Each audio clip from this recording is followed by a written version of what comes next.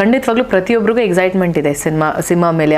ಮೊದಲನೇ ದಿನದಿಂದ ಇವತ್ತಿನವರೆಗೂ ಪೆಟ್ಟು ಜಾಸ್ತಿ ಬಿದ್ದಿದೆ. ಅಭಿಮಾನಿಗಳು ಏನು 1,000 ಇಲ್ಲ 5,000 ಜನ ಅಲ್ಲ ನಾನು ನೋಡಿರುವಂಥದ್ದು, ಒಂದು ಸಮುದ್ರ ಇಷ್ಟು ಅಭಿಮಾನಿಗಳು. ನಾವೆಲ್ಲ ಬಸ್ಸಲ್ಲಿ ಇಲ್ಲ ಟಿಟಿಲಿ ಇರ್ತೀವಿ. ಎಕ್ಸೈಟ್ಮೆಂಟ್ ಅನ್ನೋದ್ಗಿಂತ ಖಂಡಿತವಾಗ್ಲೂ ಪ್ರತಿಯೊಬ್ಬರಿಗೂ ಎಕ್ಸೈಟ್ಮೆಂಟ್ ಇದೆ ಸಿನಿಮಾ ಮೇಲೆ. ಆ ಪ್ರೀತಿ ಜಾಸ್ತಿ ಇದೆ. ಬಟ್ ಮೊದಲನೇ ದಿನದಿಂದ ಇವತ್ತಿನವರೆಗೂ ಪೆಟ್ಟು ಜಾಸ್ತಿ ಬಿದ್ದಿದೆ. ಸಿನಿಮಾ ಮೇಲಾಗಿರ್ಬೋದು ಇಲ್ಲ ದರ್ಶನ್ ಸರ್ ಮೇಲಾಗಿರ್ಬೋದು, ಪೆಟ್ಟುಗಳು ಬೀಳ್ತಾನೇ ಇದೆ. ಜೊತೆಗೆ ಕೆಲಸಗಳು ಅಂದರೆ ತುಂಬ ಪ್ರೀತಿಯಿಂದ ಕೆಲಸಗಳು ಮಾಡಿರುವಂಥ ಇದು. ಪ್ರತಿಯೊಬ್ಬ ಟೆಕ್ನಿಷಿಯನ್ ಕೂಡ ಈ ಸಿನಿಮಾ ಮೇಲೆ ಇಟ್ಟಂಥ ಪ್ರೀತಿ, ಅದಾದಮೇಲೆ ಅದನ್ನು ಸಾಂಗಲ್ಲಿ ಇಲ್ಲ ನಾವು ಟ್ರೈಲರಲ್ಲಿ ನೋಡಿದಾಗ ನಮಗೆ ಬಂದಂಥ ಪ್ರತಿಕ್ರಿಯೆ ತುಂಬ ಚೆನ್ನಾಗಿದೆ. ಐ ಥಿಂಕ್ ಸಿನಿಮಾ ನಾವು ಮಾಡಿದ್ದೀವಿ ಅನ್ನೋದಕ್ಕಿಂತ ಜನ ಮಾಡಿರುವಂಥ ಸಿನಿಮಾ ಇದು. ನಾವು ಕೆಲಸ ಮಾಡಿದ್ದೀವಿ, ನಮ್ಮ ಕೆಲಸ ಇದು. ಪಾತ್ರ ಕೊಟ್ಟಿರ್ತಾರೆ, ಆ ಪಾತ್ರನ ಅಚ್ಚುಕಟ್ಟಾಗಿ ಮಾಡುವಂಥದ್ದು. ಪಬ್ಲಿಸಿಟಿ, ಮಾರ್ಕೆಟಿಂಗ್, ಪ್ರಮೋಷನ್ಸ್ ಅಂತ ಏನಿದೆಯಲ್ಲ, ಅದು ಅಭಿಮಾನಿಗಳು ಮಾಡ್ತಿರೋವಂಥ ಒಂದು ಕೆಲಸ. ಐ ಥಿಂಕ್ ಅದು ಎಷ್ಟು ಥ್ಯಾಂಕ್ಸ್ ಹೇಳಿದ್ರೂ ಸಾಲದು. ಐ ಡೋಂಟ್ ನೋ ಅದನ್ನು ಹೆಂಗೆ ಹೇಳಬೇಕು ಅಂತಲೂ ಗೊತ್ತಿಲ್ಲ. ಜೊತೆಗೆ ಪ್ರತಿ ಒಂದು ಕಡೆ ನಾವು ಪ್ರಮೋಷನ್ ಪ್ರತಿ ವಾರ ಕೂಡ ಒಂದೊಂದು ಹಾಡುಗಳು ನಾವು ರಿಲೀಸ್ ಮಾಡ್ತಿದ್ದೀವಿ. ಅಲ್ಲಿ ಹೋದಾಗಲೂ ಅಷ್ಟೇ ದರ್ಶನ್ ಸರ್ ಅವರ ಫ್ರೆಂಡ್ಸ್ ತುಂಬ ಚೆನ್ನಾಗಿ ಅವರ ಒಂದು ಏನಂತಾರೆ ಪ್ರತಿಯೊಂದು ವಿಷಯನ ಆರ್ಗನೈಸ್ ಮಾಡಿ ಅವ್ರ ಇನಿಷಿಯೇಟಿವ್ ತಗೊಂಡು ಒಂದೊಂದು ಕಾರ್ಯಕ್ರಮನ ಐ ಥಿಂಕ್ ಸರ್ ಹೇಳಿದ್ದಾರೆ ಒಂದು ಪ್ರೆಸ್ ಮೀಟಲ್ಲಿ, ಹುಬ್ಳಿ ಪ್ರೆಸ್ ಮೀಟಲ್ಲಿ ಹೇಳಿರೋ ಅಂಥದ್ದು. ಅವರ ಫ್ರೆಂಡ್ಸ್ಗಳು ಇನಿಷಿಯೇಟಿವ್ ತಗೊಂಡು ಇಲ್ಲಿ ನಾನು ಇನ್ಚಾರ್ಜ್ ತೊಗೊತೀನಿ, ಈ ಊರಲ್ಲಿ ನಾನು ಇನ್ಚಾರ್ಜ್ ತೊಗೊತೀನಿ ಅಂದಾಗ they all came forward. And ಅದೊಂಥರ ಚಾಲೆಂಜಿಂಗ್ ಅದು.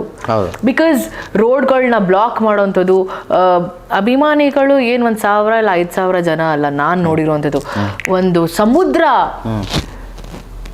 ಓ ಗಾಡ್ ಪ್ರವೀಣ್, ನಾನು ನೋಡ್ತಿರ್ಬೇಕಾದ್ರೆ ಅಲೆಗಳ ತರ ಇದ್ದಾರೆ ಮುಂದೆ. ಅದೇ ಅವರು ನೂಕಾಟ ಅದು ಹೆಂಗ್ ಕಾಣಿಸ್ತಿದೆ ಅಂದ್ರೆ ಅಲೆಗಳ ತರ ಕಾಣಿಸ್ತಿದೆ. ಕೆಲವೊಮ್ಮೆ ಇದೇನು ನಿಜನಾ, ನಾನು ಇಲ್ಲಿರೋದು ನಿಜವಾಗ್ಲೂನಾ? ಎಷ್ಟು ಬಾರಿ ನಾನು ಪಿಂಚ್ ಮಾಡ್ಕೊಂಡಿದ್ದೀನಿ ಗೊತ್ತಾ, ಇದು ನಿಜಾನಾ ಇಲ್ಲ ನಡೀತಿದ್ಯಾ ಏನು ಅಂತ. ನನ್ನ ಜೀವನದಲ್ಲಿ ಈ ಥರ ಒಂದು ಎಕ್ಸ್ಪೀರಿಯನ್ಸ್ ನನಗೆ ಸಿಗತ್ತೆ ಅಂತ ನಾನು ಅಂದ್ಕೊಂಡಿರಲಿಲ್ಲ. ಅದನ್ನು ನಾನು ದರ್ಶನ್ ಸರ್ಗೂ ಹೇಳಿದೆ. ಇಷ್ಟು ಅಭಿಮಾನಿಗಳು ಅದನ್ನು ಪಡೆಯೋದಕ್ಕೆ ತುಂಬಾ ಕಷ್ಟ ಅದು. ಅಯ್ಯೋ ಅಂದ್ರೆ ಇವಾಗ ಹೆಂಗಾಗ್ಬಿಟ್ಟಿದೆ ಅಂದ್ರೆ ಒಂದು ಮಾತಾಡಿದ್ರು ಸರಿ ಇವ್ರು ನಾಟಕ ಮಾಡ್ತಾರೆ, ಇನ್ನೊಂದು ಮಾತಾಡಿದ್ರು ಸರಿ ಇವ್ರು ಸರಿ ಇಲ್ಲ, ಇನ್ನೊಂದೇನೋ ಮಾತಾಡಿದ್ರು ಸರಿ ಕಾಲು ಎಳೆಯೋದು, ಒಟ್ಟಿನಲ್ಲಿ ಏನೋ ಒಂದು ನೆಗೆಟಿವ್ ಮಾಡಿ ಇಟ್ಬಿಡ್ಬೇಕು. ಬಟ್ ಅಂಥದ್ರಲ್ಲಿ ಒಬ್ಬ ಒಬ್ಬ ಹೀರೋ ಇಷ್ಟು ಮಟ್ಟಕ್ಕೆ ಅಭಿಮಾನಿಗಳನ್ನ ಗಳಿಸಿರೋದು, ಮೈ ಗಾಡ್, ಅದ್ಭುತ. ಅದು ಅಲ್ಟಿಮೇಟ್. ಅದು ಮೈ ಜುಮ್ಮನತೆ. ಒಂದೊಂದು ಊರಿಗೆ ಹೋಗ್ತಾ ಇದ್ರೆ ಒಂದೊಂದು ಊರಲ್ಲಿ ಸಾಂಗ್ ರಿಲೀಸ್ ಮಾಡ್ತಿದ್ದಾಗ ಎಸ್ ಇದನ್ನ ನಾನು ಹೇಳಲೇಬೇಕು. ಯೂಶ್ವಲಿ ಎಲ್ಲರೂ ಅಂದ್ಕೊಂಡು ಅಂದರೆ ಎಲ್ಲರೂ ಮೈಸೂರಲ್ಲಾಗಿರ್ಬೋದು, ಹೊಸಪೇಟೆ, ಹುಬ್ಳಿ ಎಲ್ಲ ಕಡೆ ನಾವು ಇದು ಸಾಂಗ್ ರಿಲೀಸ್ ಮಾಡಿದ್ದೀವಿ. ಸೊ ಒಂದೊಂದು ಕಡೆ ಎಲ್ರಿಗೂ ಒಂದೇ stay, we all stand together, let's be together. ಅದು ಯೂನಿಟಿ ನ ತೋರಿಸೋದಕ್ಕೆ. ಆ್ಯಂಡ್ ಮಾತಾಡಬೇಕಾದ್ರೂ ಅಷ್ಟೇ, ಪ್ರತಿಯೊಬ್ಬರು ಮಾತು ಅದೊಂಥರ ಒಂದೇ, ಎಲ್ಲ ಯೋಚನೆ ಮಾಡಿದಾಗ ಎಲ್ಲ ಒಂದೇ ಮಾತಾಡಿದಾರಲ್ವಾ ಅಂತ ಅನ್ಸುತ್ತೆ. ಆ್ಯಂಡ್ ನಮ್ಮ ಜರ್ನಿ ಹೆಂಗೆ ಅಂದರೆ ಇಲ್ಲಿಂದ ಅಂದರೆ ಎಲ್ಲರೂ ದರ್ಶನ್ ಸರ್ ಅವರ ಮನೆಗೆ ಅಸೆಂಬಲ್ ಆಗ್ತೀವಿ. ಅಲ್ಲಿಂದ ಎಲ್ಲರೂ ಅಂದರೆ ಒಂದಷ್ಟು ಕಾರ್ಗಳಲ್ಲಿ ಹೊರಡ್ತೀವಿ. ಎಲ್ಲ ಹೋಗಿ ಯಾವುದೋ ಒಂದು ಒಳ್ಳೆ ಸ್ಟೇಯಲ್ಲಿ ನಾವು ಸ್ಟೇ ಮಾಡ್ತೀವಿ. ಎಲ್ಲರೂ ಹೋಗಿರೋರು ಅಷ್ಟು ಜನನು. ಅಲ್ಲಿ ಒಂದು ಟಿ ಬರುತ್ತೆ.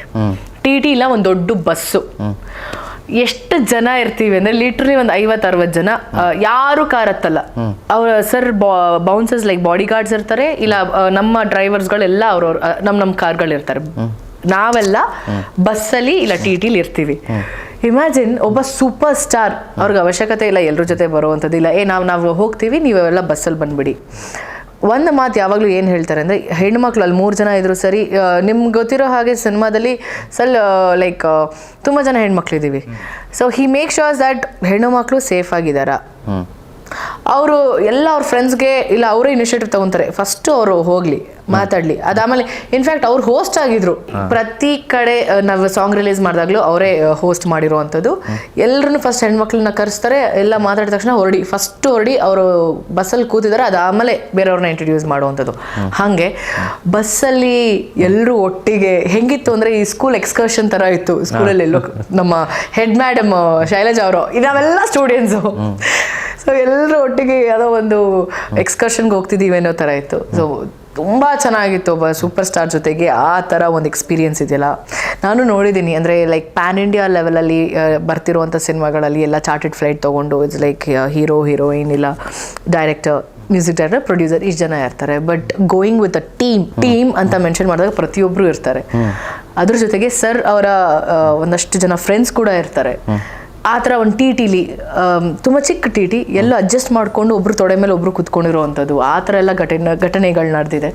ಸೊ ಅದು ಒಂಥರ ಬ್ಯೂಟಿಫುಲ್ ಎಕ್ಸ್ಪೀರಿಯನ್ಸ್. ನಾನು ಹೇಳ್ತಿಲ್ಲ, ಈ ಸಿನಿಮಾ ನನಗೆ ತೆರೆ ಮೇಲೆ ನಾನು ಏನು ಮಾಡಿದ್ದೀನಿ ನಾವು ಮಾತಾಡೋದಕ್ಕಿಂತ ತೆರೆ ಹಿಂದೆ ಇದೆಯಲ್ಲ ಅದು ನನಗೆ ಕೊಟ್ಟಿರುವಂಥ ಎಕ್ಸ್ಪೀರಿಯನ್ಸು ಅದ್ಭುತ ಆ್ಯಂಡ್ ಮರೆಯೋದಕ್ಕೆ ಆಗದೆ ಇರೋಂಥ ಒಂದು ಎಕ್ಸ್ಪೀರಿಯನ್ಸು. ಆ್ಯಂಡ್ ಐ ಥಿಂಕ್ ತುಂಬ ಡೌನ್ ಟು ಅರ್ತ್ ಅಂತ ನಾವೇನು ಹೇಳ್ತೀವಲ್ಲ ಸರ್ಗೆ, ಹೀ ಈಸ್ ವೆರಿ ಗ್ರೌಂಡೆಡ್.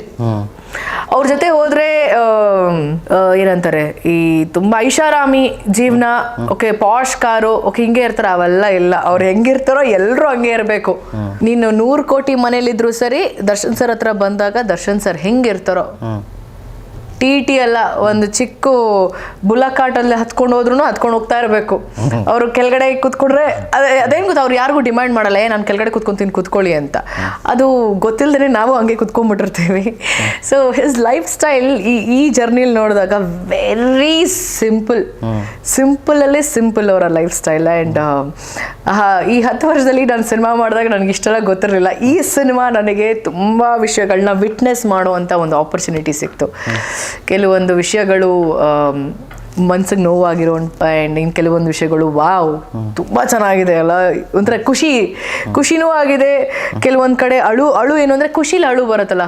ಇಷ್ಟು ಜನ ಅವರ ಪ್ರೀತಿ ಅಭಿಮಾನ ಅಂದರೆ ಸರ್ ಜೊತೆಗೆ ನಾವು ಇಷ್ಟೆಲ್ಲ ಎಕ್ಸ್ಪೀರಿಯನ್ಸ್ ಮಾಡ್ತಿದ್ದೀವಿ ಅನ್ನೋ ಒಂದು ಹ್ಯಾಪಿ ಟಿಯರ್ಸ್ ಜೊತೆಗೆ ಕೆಲವೊಂದು ಕಡೆ ನೋವುಗಳು ಆಗಿರೋವಂಥದ್ದು. So it's like mixed emotions. ಪ್ರತಿಯೊಬ್ಬರು ಅವರ ಹತ್ರದಲ್ಲಿರೋ ಅಂಥವ್ರು, ಇಟ್ಸ್ ಲೈಕ್ ನಾವೇನಂತ ಕರಿತೀವಿ ಫಸ್ಟ್ ಸರ್ಕಲ್ ಅಂತ. ಫಸ್ಟ್ ಸೆಕೆಂಡ್ ಸರ್ಕಲಲ್ಲಿ ತುಂಬ ಹತ್ತಿರದಿಂದ ನಮಗೆ ಪರಿಚಯ ಇರ್ತಾರೆ. ಇನ್ನು ಥರ್ಡ್ ಫೋರ್ತು ಸ್ವಲ್ಪ ದೂರದಲ್ಲಿ ಇರೋರಿಗೆ ಒಂದು ಅಸಂಪ್ಷನ್ಸ್ ಇರುತ್ತೆ, ಇವ್ರು ಹಿಂಗಿರ್ಬೋದು. ಅದು ಅಸಂಪ್ಷನ್ ತುಂಬ ಹುಡ್ತಿರುತ್ತೆ. ದರ್ಶನ್ ಸರ್ ಮೇಲಿರುವಂಥ ಪರ್ಸೆಪ್ಷನ್ ಏನಿದೆ ಅದು ಬಹುತೇಕ ನೆಗೆಟಿವ್ ಆಗಿದೆ. ದ ವೇ ಹಿ ಬಿಹೇವ್ಸ್ ಅಂದರೆ ಮಾತು ತುಂಬ ಸೌಮ್ಯವಾಗಿ, ಅಂದರೆ ನಾವು ನೋಡಿಲ್ವ ಇಂಟರ್ವ್ಯೂಸಲ್ಲಿ ಚೆನ್ನಾಗೇ ಮಾತಾಡ್ತಾರೆ. ಬಟ್ ಅವ್ರನ್ನ ಪ್ರೊವೋಕ್ ಮಾಡಿದ್ರೆ ಮಾತು ಸ್ವಲ್ಪ ಖಾರವಾಗೇ ಬರುತ್ತೆ. ಅಂದರೆ ಕೆಲವ್ರಿಗೆ ಗೊತ್ತಿದೆ ಇವ್ರನ್ನ ಪ್ರೊವೋಕ್ ಮಾಡಿದ್ರೆ ಮಾತುಗಳು ಬಂದ್ಬಿಡತ್ತೆ ಅಂತ.